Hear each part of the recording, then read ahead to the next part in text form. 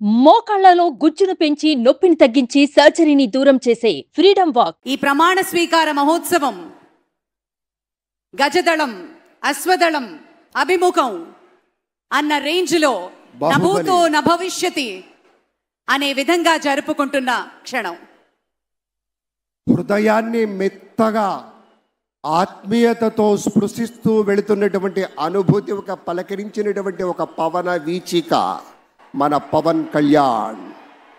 ఒక ప్రేమమూర్తిగా చిరునవ్వులు పంచుతూరు ఆత్మీయ బంధాలతో కరచాలనం చేసినటువంటి అనుభూతి ఉంటుంది. వారు ప్రచారం కోసం వచ్చినప్పుడు ప్రతి యువత కూడా ఎగిరెగిరి ఎప్పుడెప్పుడు ఆయన్ని అందుకుందామా, ఆయన కరస్పర్శ తాకితే చాలు పులకించిపోతామనేటువంటి రీతిలో పనిచేసినటువంటి రోజులు గుర్తుకొస్తున్నాయి, పరిశ్రమించినటువంటి రోజులు గుర్తుకొస్తున్నాయి. శిథిలమయ్యేటువంటి నాటి రోజుల్ని పూర్తిగా భూస్థాపితం చేసుకొని ఇవాళ రెట్టించిన ఉత్సాహంతో పటిష్టమైనటువంటి ప్రణాళికతోటి ముందుకొస్తున్నారు.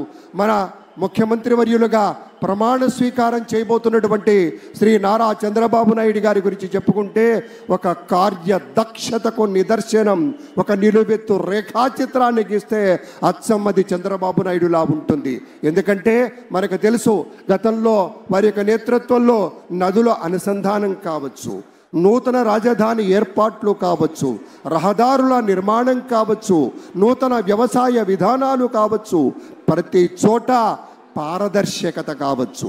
అలాగే వీటన్నింటినీ కూడా ప్రజల్లోకి తీసుకెళ్ళడానికి మన భాషా సాంస్కృతిక శాఖల ద్వారా కదంబ మాలలు కావచ్చు, సాంస్కృతిక విశేషాలు కావచ్చు, అన్నీ కూడాను వారసత్వపు కళారూపాల ఔన్నత్యాన్ని నిలబెట్టుకుంటూ నాటి రోజుల్లో చెప్పేవారే స్వచ్ఛాంధ్రప్రదేశ్, స్వర్ణాంధ్రప్రదేశ్ అని ఇంతకుముందే సోదరి అన్నారు. ది CEO ఆఫ్ ఆంధ్రప్రదేశ్ అని నాటి రోజుల్లో ఘనంగా చెప్పుకునేవాళ్ళం. ఎందుకయ్యా అంటే ఒకే ఒక కారణం, ఎప్పటికప్పుడు అప్డేట్ అవుతూ ఉండాలి, ముసిలిగా మారిపోకూడదు.